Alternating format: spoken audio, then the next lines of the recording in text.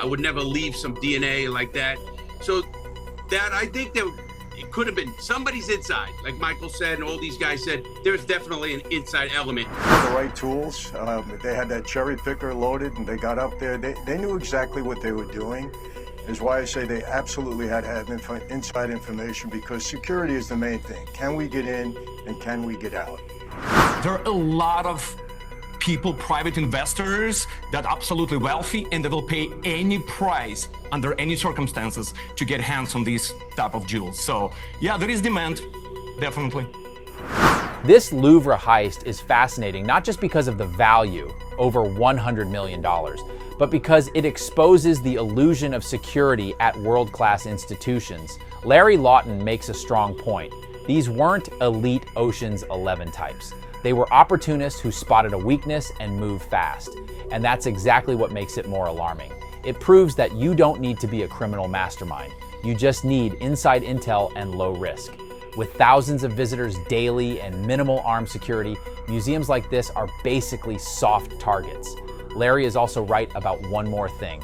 Once word spreads that this was even possible, copycats are inevitable. Because today, the risk to reward ratio is insane. You get more jail time for a tweet than robbing $100 million in jewels, and that's the absurd reality. So no, this isn't just a flashy heist story. It's a massive wake-up call about how drastically world security priorities have shifted and how the criminal world is adapting faster than the system that's supposed to stop it. It's possible that they've got these jewels out of the country. I mean, could they have got them out before anyone's even seized a couple of these guys? I mean, they could have, Piers, but I don't think they have. I do think they could catch them all together, because if that was me and I robbed enough jewels, is I would keep something at least for a bargaining tool, especially with museums and a self-insured museum. I'm sure the France would put out a massive reward for something like that. So I think they might be intact, or at least some of them.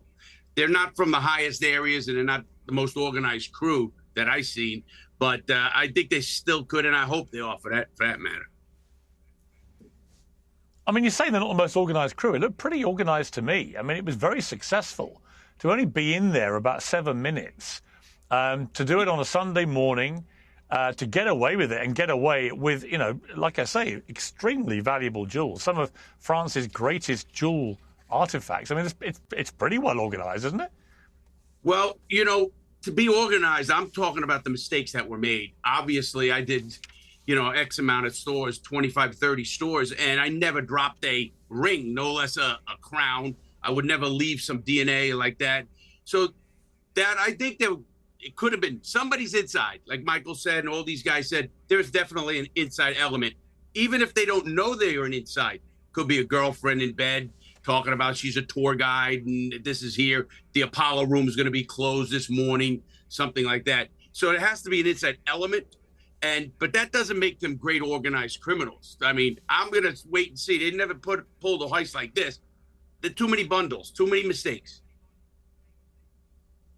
Let me bring in Cain, Vincent, Dyer. Welcome to you to Uncensored.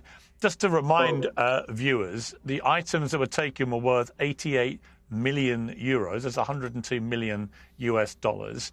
They did, as Larry just mentioned, they dropped a diamond and emerald studded crown during the getaway, but they fled with 8 richly gem-encrusted pieces, and they included an emerald and diamond necklace that Napoleon gave to his second wife, Marie-Louise, and a diadem set with 212 pearls and nearly 2,000 diamonds that had once belonged to the Empress Eugenie, the wife of Napoleon III. So these are serious pieces of jewel kit, aren't they? They are. I think what we're going to see here, Piers, is when it all comes out in the wash, I think we're going to see several average criminals that took advantage of some serious lapse in security measures here. I agree, like everyone else, definitely they were told, someone in that group was told about the lack of security. And, you know, you got 30,000 people going through the Louvre a day. So I don't think it's very hard for someone who has intention to see that there's a a huge lack in security and armed security. When you look at the basic tools that these guys use, I say they're average on the one side of the coin, but they were brilliant on the other because they recognized the faults here of the museums. And I think you're going to see this a lot more now that this is happening, because before it's believed to be impossible virtually, now the average criminal knows he can go do this. And when you're facing laws that are probably going to give you more time for a tweet than for robbing the Louvre, I think you're going to have a lot of copycats right now. Yeah, I mean, Michael Franzese, we can speculate about how skilled or otherwise they were, but in terms of a successful operation, if it turns out that they managed to fence off this stuff worth $102 million for 7 minutes work getting into the Louvre and out, that's a pretty spectacular hit, isn't it? Oh, I believe so. And like I said, I doubt that they're going to recover everything. I mean, I believe things were dismantled pretty quickly. And like you said earlier, even if they don't fence it all out, they're going to fence a good portion of it out and they're going to make some money. So, you know, as far as sophisticated, I understand what Larry is saying, but, you know, they had the right tools. They had that cherry picker loaded and they got up there. They knew exactly what they were doing.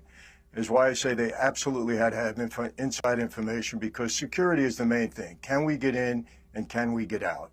And obviously they felt very comfortable with that because they did it. So this was, I say, a very successful operation. Yeah, they left some DNA. I don't know if that was me. I don't know if I would have left that crown jewels on the ground. I might have got out and picked it up. That's a lot of money they left there. You know, Piers. But yeah, all in all, it was successful, no doubt. Yeah, not leaving DNA items is 101. But I think that happened probably because you got so much adrenaline going there, you know, and you think that sometimes you probably don't even think that that's going to be possible to pick up. But here we are. They made a mistake. And this is why I say I think we're going to see some average guys that had a brilliant plan. And also, Larry, you have to guys you were remember... about to say something?